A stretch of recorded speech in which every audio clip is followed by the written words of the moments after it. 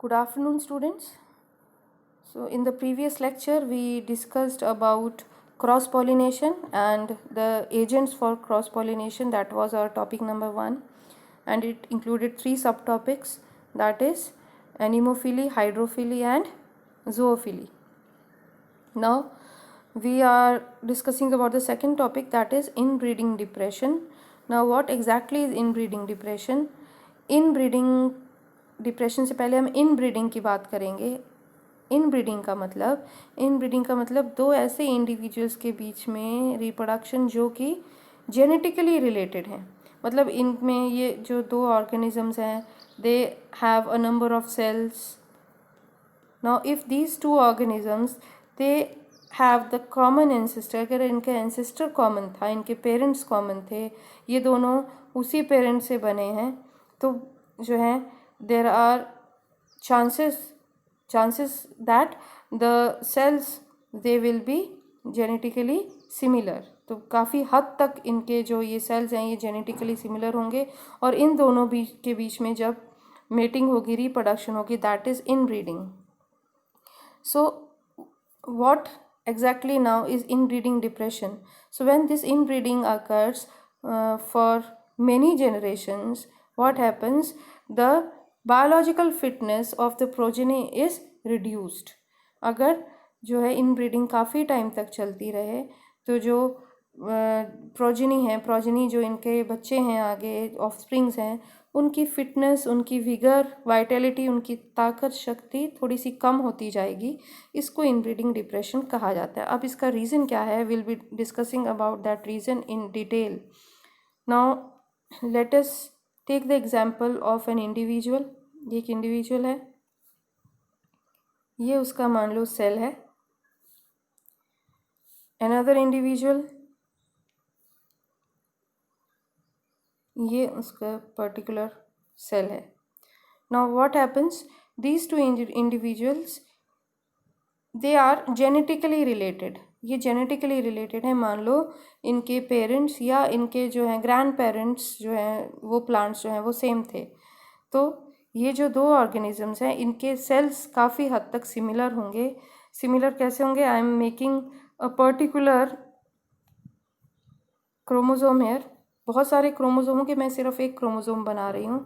मान लो कि this is one chromosome, या जीन ले लो इसको, मान लो ये ग्रीन वाली ये एक जीन है। तो इसी की तरह जो है सेम कैरेक्टर वाली एक जीन इसके अंदर और होगी, which I am making with blue colour hair. So this is a gene pair. मान लो किसी एक पर्टिकुलर कैरेक्टर का जीन पेयर है, तो पेयर है मतलब एक इसको इसके पेरेंट, मेल पेरेंट से मिला है, एक फीमेल पेरेंट से मिला है। So now suppose this blue gene, this blue one, it is a recessive gene. ये रेसेसिव जीन है, ये अपने आप को एक्सप्रेस नहीं कर पाई, and this was also harmful gene. ये जीन हार्मफुल भी थी, ये रेसेसिव हार्मफुल जीन थी, लेकिन इसका इस इंडिविजुअल पे ज़्यादा असर नहीं हुआ, क्योंकि इसके साथ जो ये ग्रीन वाली जीन है, it is a normal gene जिसने उस ब्लू जीन को एक्सप्रेस नहीं होने दिया। नाउ ये जो दूसरा इंडिविजुअल है जो मैंने यहाँ पर बनाया है, दिस सेकेंड वन, ये अगर ये पहले वाले इंडिविजुअल से जेनेटिकली रिलेटेड है तो इसके पास भी यही दो जीन्स होने के चांसेस बहुत ज़्यादा हैं कि इसके पास भी ये जो जीन पेयर है पर्टिकुलर, वो जो पहले इंडिविजुअल जैसा ही होगा। इसमें भी ये जो ब्लू वाली है, ये जो है ये हार्मफुल रेसेसिव जीन थी, पर ये एक्सप्रेस नहीं कर पाई क्योंकि वो जो है साथ वाली जो ग्रीन वाली है वो नॉर्मल जीन थी, उसने उसको दबा लिया। Now what will happen during gamete formation? जब इस पर्टिकुलर ऑर्गेनिज्म ने गैमेट बनाने हैं, तो गैमेट बनते हैं मियोसिस से। मियोसिस में आपको पता है एक सेल से 4 गैमेट बनेंगे। तो मान लो अब ये गैमेट बनने से पहले हर जीन अपनी कॉपी बनाती है, हर क्रोमोसोम अपनी कॉपी बनाता है। तो जो ग्रीन वाली जीन है इसने अपनी कॉपी बना ली, यहाँ पर भी ग्रीन जीन ने अपनी कॉपी बना ली, ब्लू वाली ने भी अपनी कॉपी बना ली। नाउ फ्रॉम वन सेल, ये जो एक सेल है इससे 4 जो है सेल बनेंगे। तो ये 4 सेल्स में क्या होगा, 2 को ये चारों गैमेट्स हैं, 2 को वो ब्लू वाली जीन मिलेगी और 2 को ग्रीन वाली जीन मिलेगी, क्योंकि गैमेट में हर जीन की सिर्फ एक कॉपी जाएगी, पेयर नहीं जाएगा। इसी तरह जो दूसरा जो प्लांट है, इसमें भी ऐसे दूसरा जो पर्टिकुलर सेल है, इसकी भी जब मियोसिस होगी तो इस सेल से 4 गैमेट्स बनेंगे। 2 को नॉर्मल वो ग्रीन वाली जीन मिलेगी और 2 को ये ब्लू वाली जीन मिलेगी। Now when mating occurs between these two, what happens? Suppose this is a plant, तो मान लो ये जो पिंक वाला ये फीमेल प्लांट था, इसमें से 3 जो है गैमेट्स ख़त्म हो जाएंगे। आपको पता है कि एक ही जो है एग बनता है, बाकी 3 जो वो मेगास्पोर थे वो ख़त्म हो गए ना। मान लो बाई चांस मैं ऊपर क्रॉस बना रही हूँ, ये ग्रीन वाला ख़त्म हो गया, ये ग्रीन वाला ख़त्म हो गया, ये ब्लू वाला भी ख़त्म हो गया, वो जो ब्लू वाला है वो बच गया। अब मेल में काफ़ी सारे पोलन ग्रेन्स हैं, तो पोलन ग्रेन्स वहाँ लैंड करेंगे, कोई एक पोलन ग्रेन जर्मिनेट होगा और उसका मेल गैमेट वहाँ तक पहुँचेगा। सो मान लो कि ये ब्लू वाला जो है ये यहाँ तक पहुँच गया, तो अब इस केस में क्या होगा, जो सीड में जो अंदर जो जाइगोट बन रहा है, वो जाइगोट को ये जीन जो है ये इस तरह की होमोजाइगस कंडीशन में मिल गई, जो ब्लू वाली जीन थी। तो अब इस केस में ये ब्लू जीन एक्सप्रेस कर जाएगी, क्योंकि इसको दबाने के लिए वो नॉर्मल ग्रीन जीन नहीं बची। तो ये जो है कंडीशन है, ये कंडीशन हार्मफुल है। और ये चांसेस कब बढ़ते हैं, जब 2 इंडिविजुअल, ये दोनों में ब्लू जीन थी, क्योंकि ये दोनों जेनेटिकली रिलेटेड थे। अगर ये जेनेटिकली रिलेटेड ना होते तो हो सकता है कि एक के पास एक ब्लू की जगह कोई और जीन होती, और फिर ये वाला जो कंडीशन है ये आने के चांसेस कम होते। सो this is homozygosity of recessive gene. तो रेसेसिव जीन के होमोजाइगस मतलब ये डबल वाली कंडीशन में आने के कारण जो नुकसान होता है वो मेन कारण है इनब्रीडिंग डिप्रेशन का। मतलब अगर 2 जेनेटिकली रिलेटेड इंडिविजुअल्स में ब्रीडिंग हो रही है तो ये चांसेस होते हैं कि दोनों के पास अगर एक एक रेसेसिव हार्मफुल जीन है, तो वो जो ऑफस्प्रिंग में वो जीन जो है वो दोनों में से एक एक मिल जाएगी ऑफस्प्रिंग को, और वो एक्सप्रेस कर जाएगी। तो इसके कारण जो विगर है, वाइटलिटी है प्लांट की, वो कम होती जाती है। This is inbreeding depression. तो इसके कारण क्या क्या नुकसान होता है? डिलेड गैमेटोजेनेसिस, गैमेट जो है वो लेट बनते हैं। पोलन ग्रेन की वायबिलिटी, मतलब पोलन ग्रेन की जो एक्टिविटी है वो कम हो जाएगी। प्लांट स्टेराइल हो जाएगा, स्टेराइल मीन्स वो रिप्रोड्यूस नहीं कर पाएगा आगे। और जो ये क्यों हो रहा है? क्योंकि जो रेसेसिव डिलीटीरियस यानी हार्मफुल एलील था वो होमोजाइगस कंडीशन में आ गया। दोनों पेरेंट्स से जो है ऑफस्प्रिंग को वो रेसेसिव जीन मिल गई, क्योंकि दोनों में ये मौजूद थी, क्योंकि दोनों जेनेटिकली रिलेटेड थे। So this homozygosity of recessive genes, this is brought about by inbreeding, and because of this the plants become weak, and that is known as inbreeding depression. And how can it be overcome? It can be overcome by outbreeding. तो इसको ठीक करने के लिए दूसरा जो तरीका है वो आउटब्रीडिंग है। मतलब कि 2 ऐसे प्लांट्स में रिप्रोडक्शन करवाई जाए जो कि जेनेटिकली रिलेटेड नहीं है। तो यहाँ पर एक प्लांट, उसके पास ये ब्लू जीन थी, दूसरे के पास वो ब्लू जीन होने के चांसेस नहीं है, क्योंकि ये जेनेटिकली रिलेटेड नहीं है।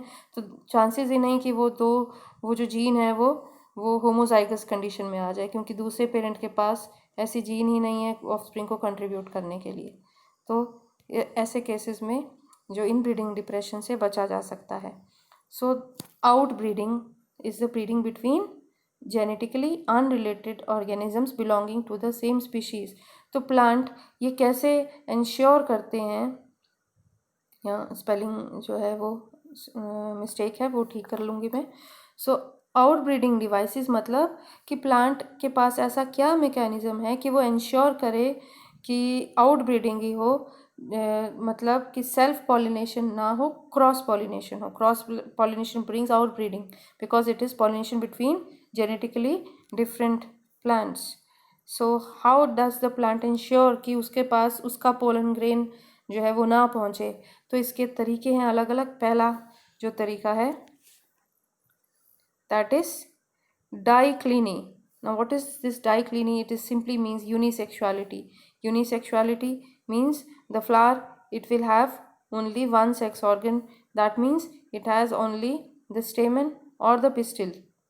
So the self pollination, especially autogamy, is not possible because उस प्लांट में दोनों पार्ट्स मेल और फीमेल पार्ट है ही नहीं. तो इसीलिए जो है ऑटोगेमी जो है वो पॉसिबल नहीं है. द प्लांट में be monoecious means bearing both male and female flowers. दोनों मेल और फीमेल फ्लावर्स होंगे एक ही प्लांट में. मतलब एक प्लांट है, कोई फ्लावर मेल होगा, कोई फ्लावर फीमेल होगा. तो यहाँ पर ये जो है ये कंडीशन हो सकती है, लेकिन ये भी एक तरह की सेल्फ पॉलिनेशन ही है. इसको भी रोकने के तरीके हैं आगे. लेकिन एक ही फ्लावर के बीच में पॉलिनेशन यानी कि ऑटोगेमी पॉसिबल नहीं होगी. And the plant is it may be dioecious, मतलब मेल पौधा अलग होगा, फीमेल पौधा अलग होगा. तो इस केस में जो है क्रॉस पॉलिनेशन ही पॉसिबल होगी. Now next mechanism to bring about cross pollination is dichogamy. Here di means two. So now what does dichogamy here actually mean? So dichogamy, it means anthers and stigma they mature at different times.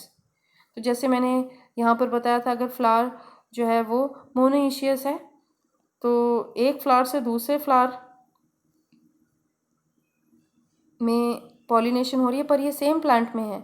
लेकिन अगर ऐसा हो कि ये जो anther है और stigma है, एक मेल फ्लावर एक फीमेल फ्लावर है, अगर ये सेम टाइम पे मैच्योर ही ना हो तो ये वाली कंडीशन भी रोकी जा सकती है कि एक ही फ्लावर में पॉलिनेशन नहीं हो सकती या एक ही प्लांट में पॉलिनेशन नहीं हो सकती.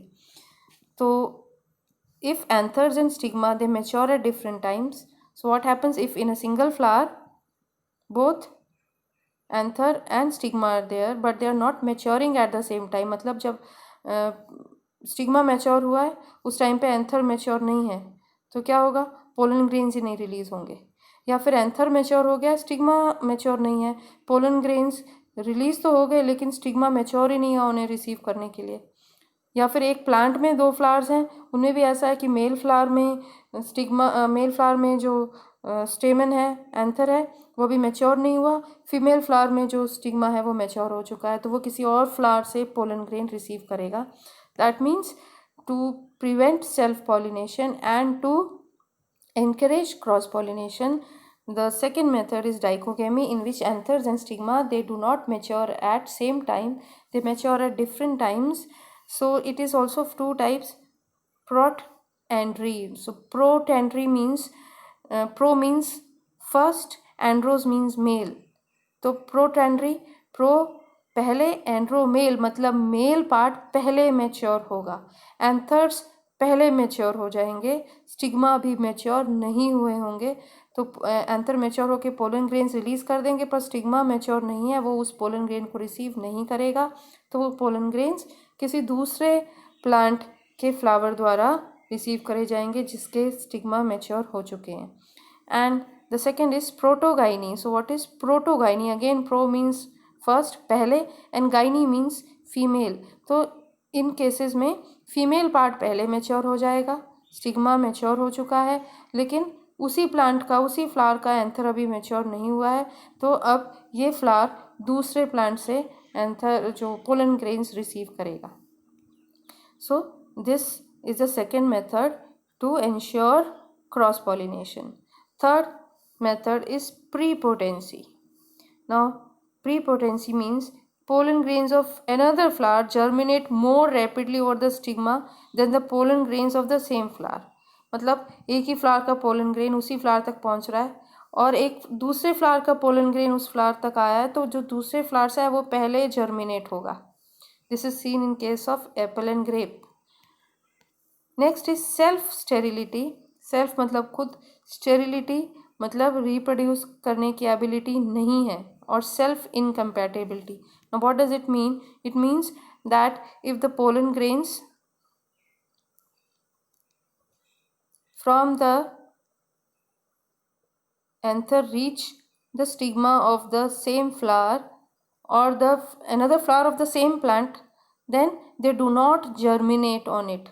वो जर्मिनेट नहीं होंगे because of the presence of a similar self sterile gene, दोनों में एक जैसी जीन है, फॉर एग्जांपल S3, S1 और S3, ये जो एग्जांपल्स हैं, तो ये जीन्स दोनों में एक जैसी हैं, तो इसीलिए पोलन ग्रेन अपने खुद के स्टिग्मा पे जो है जर्मिनेट ही नहीं होगा, किसी दूसरे प्लांट से आया पोलन ग्रेन जर्मिनेट हो जाएगा, ये वाला जर्मिनेट नहीं होगा.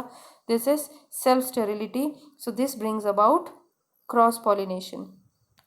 Next method to bring about cross pollination is heterostyly. Now hetero means different, styly means styles. Style जो है फीमेल पार्ट का जो स्टाइल या फिर लेंथ की बात करें तो यहाँ पर सिर्फ फीमेल नहीं, फीमेल और मेल पार्ट दोनों की हाइट का डिफरेंस की बात हो रही है. Heterostyly means there in a plant there are 2 or 3 different types of flowers with different heights of style and stamen. This is what heterostyly mean. सो इसके अलग अलग टाइप्स हैं. एक है di heterostyly, second one is tri heterostyly. Now what does it mean? तो di heterostyly का मतलब कि यहाँ पर आपको प्लांट्स दो तरह के फ्लावर्स मिलेंगे. एक फ्लावर में जो है स्टाइल लॉन्ग होगा और स्टेमन शॉर्ट होंगे, मतलब फीमेल पार्ट लॉन्ग होगा, स्टेमन शॉर्ट होंगे. और दूसरे फ्लावर में इसका उल्टा होगा, जो स्टाइल यानी फीमेल पार्ट शॉर्ट होगा, मेल पार्ट लॉन्ग होगा. तो दो तरह के फ्लावर्स हैं. एक फ्लावर में स्टाइल लॉन्ग है, स्टेमन शॉर्ट है. दूसरे फ्लावर में स्टेमन लॉन्ग है, फीमेल पार्ट जो है वो शॉर्ट है. तो दो तरह के फ्लावर्स जो हैं एक प्लांट में आपको मिल जाएंगे. This is di heterostyly. Now tri heterostyly, यहाँ पे आपको डायग्राम में दिख सकता है कि यहाँ पर 3 तरह के फ्लावर्स होंगे. एक पर्टिकुलर फ्लावर में कोई एक पार्ट लंबे हाइट का होगा, एक मीडियम का और एक short. For example in this first case the female part is longer and the male parts they are either medium heighted और small heighted. In the second one, the female part is medium heighted and the male parts are either long heighted or short heighted. And the third types of flowers, the female part is short heighted and the male part is either long heighted or medium heighted. And these type of flowers are not found on the same plant, they are found on different plants. अलग अलग plant में होंगे. And reproduction always takes place between parts having same height. मतलब कि जैसे आप इस case में देखोगे ये और ये सेम हाइट है, तो पोलन ग्रेन्स यहाँ से यहाँ ट्रांसफ़र होंगे, खुद के फ्लावर में ट्रांसफ़र नहीं होंगे, या यहाँ से यहाँ ट्रांसफ़र होंगे. So this brings about cross pollination. So this is heterostyly. The last method to ensure cross pollination is hercogamy. Now what is hercogamy? Hercogamy is a mechanical device to prevent self pollination. कि flower में कुछ structure में ही ऐसा है कि self pollination नहीं हो पा रही है और क्रॉस पॉलिनेशन ही अकेला तरीका बचा है. For example extrorse dehiscence of anthers, मतलब एंथर्स जो हैं फ्लावर के बाहर जो हैं वो रप्चर हो रहे हैं और पोलन ग्रेन्स बाहर रिलीज़ हो रहे हैं, फ्लावर के अंदर रिलीज़ नहीं हो रहे. सेकेंड मेथड पेंसी फ्लावर में ऐसे देखा जाता है कि stigma lies inside a flap and, मतलब कि जो स्टिग्मा है वो कवर्ड है एक फ्लैप के अंदर, तो उसमें जो है उसी पर्टिकुलर प्लांट के पोलन ग्रेन्स नहीं पहुंच पा रहे. कोई इंसेक्ट जो आएगा वो उस फ्लैप को जो है उठाएगा, फिर पोलन ग्रेन्स ट्रांसफ़र करेगा, and this brings about cross pollination.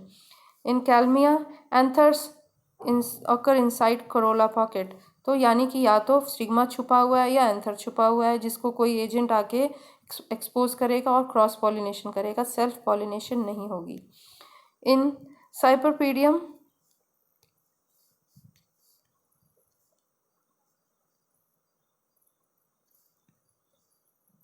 In cypripedium the stigma lie on the route of insect entry. तो यहाँ पे स्टिग्मा जो है वो जहाँ से इंसेक्ट एंटर कर रहे हैं वहाँ पर हैं, और एंथर जो है वो एग्जिट की तरफ हैं. मतलब कि जब इंसेक्ट बाहर जाएगा, एंथर्स मान लो एग्जिट में है और जो स्टिग्मा है वो जहाँ से इंसेक्ट एंटर कर रहा है वहाँ पर है. तो जब इंसेक्ट बाहर निकलेगा तो वो एंथर से पोलन ग्रेन्स लेके निकल जाएगा किसी दूसरे फ्लावर में जाकर, जब वो एंटर करेगा तो वो फीमेल पार्ट में उसे ट्रांसफ़र करेगा। इन कैलोट्रोपिस, कैलोट्रोपिस मतलब आँख, ऑर्किड सजावटी पौधा है। पोलन ग्रेन्स या occur in pollinia which can be lifted only by insects. So these are the different mechanisms by which cross pollination is ensured. Self pollination रोकने के लिए, क्रॉस पॉलिनेशन बढ़ाने के लिए आपको मैंने 6 तरीके बताए। पहला था कि फ्लावर ही यूनिसेक्सुअल हो तो उस फ्लावर में जो है सेल्फ पॉलिनेशन नहीं होगी।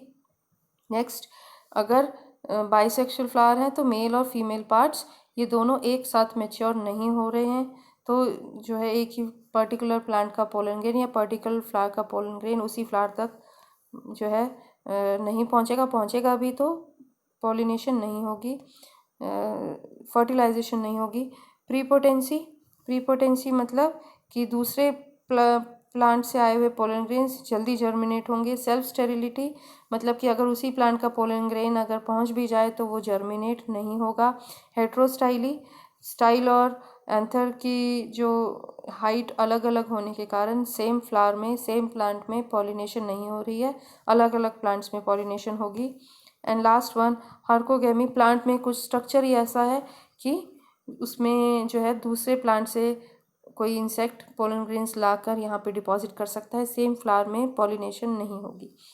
So next topic is importance of cross pollination. Cross pollination जो है, कई सारे प्लांट्स ऐसे होते हैं कि वो सेल्फ स्टेराइल हैं, मतलब उनका खुद का पोलन ग्रेन उसके स्टिग्मा पे ग्रोथ नहीं कंप्लीट कर सकता, तो cross pollination is only way for pollination in such plants. It brings about genetic recombination, जैसे मैंने आपको पहले समझाया था कि नए जीन कॉम्बिनेशंस बनेगी तो प्रोजेनी में वेरिएशन आएगी, इनब्रीडिंग डिप्रेशन नहीं होगी। वेरिएशन के कारण ये प्लांट जो है ज़्यादा अच्छे से अडेप्ट करेगा, ज़्यादा स्ट्रगल के लिए ये जो है अच्छे से फिट हो सकेगा एनवायरनमेंट में। It will be resistant to diseases because of new gene combinations. The seeds produced in case of cross pollination they are usually larger and the offsprings have better characters than parents because of hybrid vigor. Hybrid vigour inbreeding depression के opposite है, मतलब जब cross breeding करवाई जाए तो जो young one है उसे नई जीन कॉम्बिनेशन मिलने के कारण विगर, ताकत, शक्ति ज़्यादा होती है, वो हाइब्रिड प्लांट होता है। तो ये जो है क्रॉस पॉलिनेशन के थ्रू पॉसिबल है। And many new varieties can be produce through cross pollination. And defective characters are eliminated, जैसे मैंने आपको बताया था, जो मैंने ब्लू जीन का एग्जांपल लिया था, ये डिफेक्टिव कैरेक्टर्स थे, तो ये एलिमिनेट हो गए क्योंकि जो प्रोजेनी है उसमें ये होमोजाइगस कंडीशन की जगह एक हेटेरोजाइगस कंडीशन होगी, जिसके कारण जो ये ब्लू वाली जीन के हार्मफुल कैरेक्टर जैसे जैसे क्रॉस पॉलिनेशन होती जाएगी ये जीन जो है रिमूव होने के चांसेस बढ़ते जाएंगे। What are the disadvantages? The process is wasteful, ज़्यादा जो है पोलन ग्रेन्स प्रोड्यूस करने पड़ते हैं क्योंकि उसको दूसरे प्लांट तक भेजना है, रास्ते में काफ़ी पोलन ग्रेन्स वेस्ट होते हैं। Chance factor is always there, क्योंकि पता नहीं कि पोलन ग्रेन्स जो है वो पहुंचेंगे या नहीं पहुंचेंगे। लेस इकोनॉमिकल, क्योंकि पोलन ग्रेन्स जो है वो वेस्ट हो रहे हैं। एंड सम अनडिज़ायरेबल कैरेक्टर्स में क्रीप इन द रेस, तो जो मैंने जैसे आपको बताया था कि जैसे सपोज़ ये वाली कॉम्बिनेशन की मैं बात कर रही थी, तो ये कॉम्बिनेशन है, अगर ये मान लो ये जो पिंक वाली जीन है, अगर इसमें कोई हार्मफुल कैरेक्टर्स हैं तो वो जो है इंट्रोड्यूस हो सकती हैं। ज़रूरी नहीं है कि जो नई कॉम्बिनेशन बन रही है वो यूज़फुल ही हो, कई बार वो हार्मफुल भी हो सकती है। So harmful characters may be introduced and useful characters may get spoiled. हो सकता है जिस पौधे के साथ क्रॉस पॉलिनेशन हुई उसमें कुछ हार्मफुल कैरेक्टर्स थे वो इंट्रोड्यूस हो गए, तो ये जो है ये डिसएडवांटेज हो सकता है। Now last topic is artificial pollination which is known as anthophily. Now artificial pollination simply means कि अगर हम किसी प्लांट में खुद पोलन ग्रेन्स कलेक्ट करें ब्रश से और स्टिग्मा तक ट्रांसफ़र कर दें, सो अपने हाथ से ब्रश से पोलन ग्रेन्स उठाए और पर्टिकुलर जो प्लांट है जिससे मैं इन दोनों प्लांट्स की क्रॉस ब्रीडिंग करवाना चाहती हूँ, तो एक प्लांट के पोलन ग्रेन लिए, दूसरे प्लांट के स्टिग्मा पे डस्ट कर दिए खुद ब्रश से, which is done by human beings. So this is artificial pollination and this is done to ensure cross pollination. मुझे दो प्लांट्स के कैरेक्टर्स पसंद हैं, मैं चाहती हूँ कि जो दो प्लांट्स मुझे पसंद हैं इसी का पोलन ग्रेन इस तक जाए, किसी और प्लांट का पोलन ग्रेन ना आए, तो मैं अपने आप पोलन ग्रेन ट्रांसफ़र करूँगी। That is artificial pollination and this is done for hybridisation. मतलब कि जब मैं दो पर्टिकुलर प्लांट्स की क्रॉसिंग करवा रही हूँ आर्टिफिशियली, दैट इज़ हाइब्रिडाइजेशन, ताकि मुझे एक ऐसा प्लांट मिले, हाइब्रिड प्लांट मिले जिनमें दोनों प्लांट के कैरेक्टर्स हों। सो इसमें किया क्या जाता है, सबसे पहले मैं दो पेरेंट सेलेक्ट करूँगी।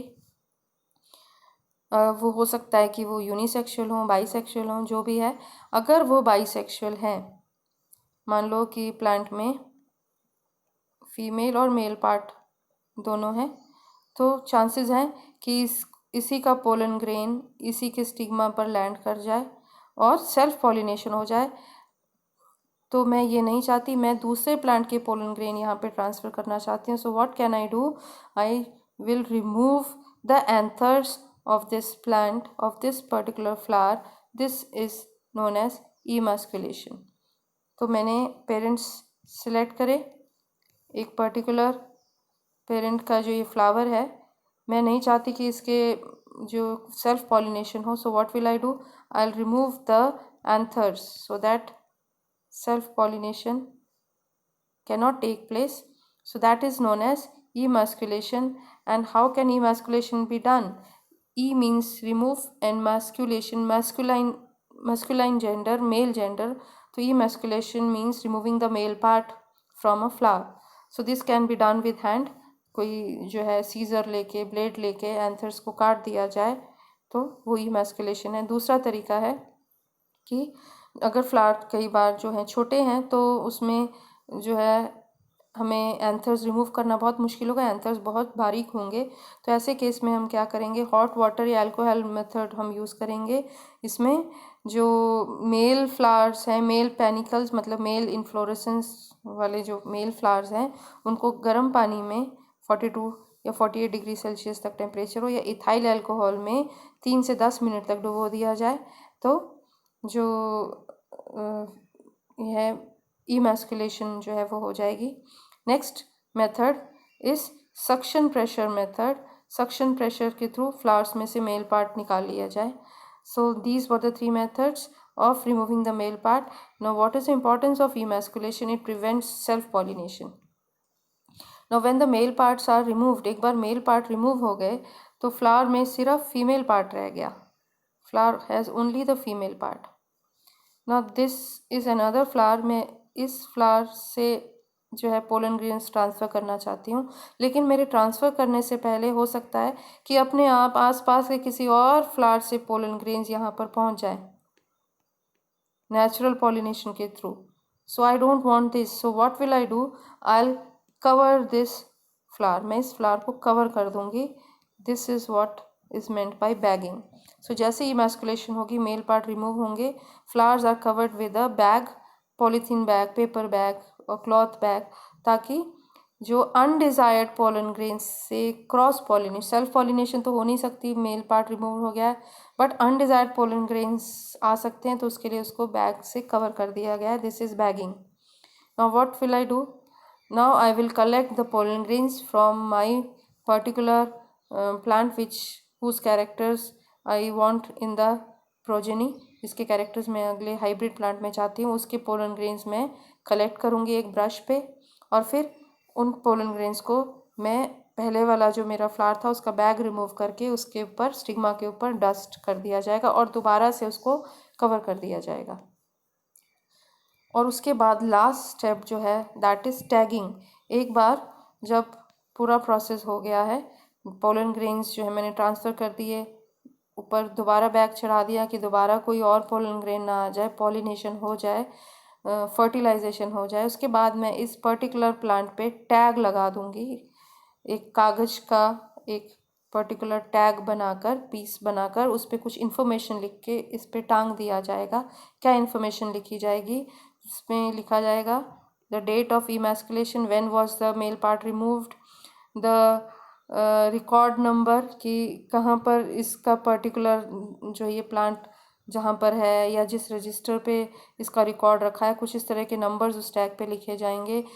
जो है पॉलिनेशन किस डेट पे करी गई, क्रॉसिंग कौन से डेट पे करी गई, मेल और फीमेल पेरेंट कौन से थे, इस तरह की इंफॉर्मेशन इस टैग पे लिख के टांग दी जाएगी। सो this is tagging. So these were the different steps in case of hybridization or artificial pollination. Now the last topic which remains is a comparison between self pollination and cross pollination. Now self pollination उसमें single plant होगा या clones होंगे, और cross pollination में दो plants होंगे, same species के होंगे पर जेनेटिकली डिफरेंट होंगे।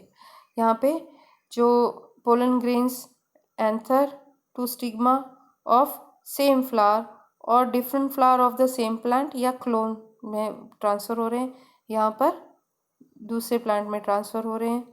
ये जेनेटिकली आइडेंटिकल में हो रहा है, ये जेनेटिकली डिफरेंट में हो रहा है। ये परफेक्ट फ्लावर में होगा सेल्फ पॉलिनेशन, मतलब कि जो बाईसेक्सुअल फ्लावर जिसमें मेल और फीमेल दोनों पार्ट हों, ऐसे में ही एक ही पौधे के अंदर पॉलिनेशन हो सकती है। ये दोनों तरह के होंगे, परफेक्ट मतलब बाइसेक्सुअल और इम्परफेक्ट यूनिसेक्सुअल उनमें भी हो सकता है। Plants have small flowers in case of self pollination. यहाँ पे ब्राइटली कलर्ड पेटल्स ये हम डिस्कस कर चुके हैं, क्योंकि कई बार इंसेक्ट्स की ज़रूरत होती है पॉलिनेशन के लिए। इन case of self pollination the pollinating agents are not necessarily required, and in cross pollination the agents are required. Self pollination pollen grains की जो नंबर है वो कम होगा, यहाँ पर ज़्यादा पोलन ग्रेन्स चाहिए।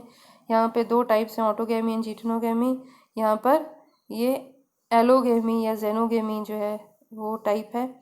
यहाँ जो सेल्फ पॉलिनेशन है होमोजाइगस ऑफस्प्रिंग होगा। होमोजाइगस मैंने बताया था कि जहाँ पर जो ये दो पर्टिकुलर जीन्स हैं वो एक जैसी जो है होने के चांसेस ज़्यादा हैं, क्योंकि जेनेटिकली सिमिलर प्लांट में हो रहा है। और यहाँ पर हेट्रोजाइगस मतलब ये जो जीन कॉम्बिनेशन है वो दोनों जीन्स एकदम एक जैसी नहीं होंगी, सेम कैरेक्टर की होंगी लेकिन अलग होंगी, मतलब एक टॉल हो सकती है दूसरी ड्वार्फ हो सकती है। तो होमोजाइगस के कारण यहाँ पर जो है पेरेंट जैसा same pure line progeny parent का सेम कैरेक्टर वाले ऑफस्प्रिंग आएंगे। यहाँ पर नए कैरेक्टर्स आ सकते हैं, जेनेटिक वेरिएशन। तो क्योंकि सेल्फ पॉलिनेशन में कोई नया कैरेक्टर नहीं इंट्रोड्यूस होता जनरली, तो इसमें इवोल्यूशन में कोई रोल नहीं है, मॉडिफिकेशन में रोल नहीं है। Cross pollination it brings about evolution और modification. So these were the differences, and now our topic number 10 is finished. इस पूरे चैप्टर को 3 टॉपिक्स में बांटा गया है। प्री पॉलिनेशन जिसमें हमने गैमेट्स की फॉर्मेशन पढ़ी थी मेल और फीमेल गैमेटोफाइट के अंदर। फिर सेकंड था पॉलिनेशन जो कि अब कंप्लीट हो गया। अब सिर्फ एक टॉपिक इस लेसन का रह गया है, that is post pollination, which will start in the next lecture.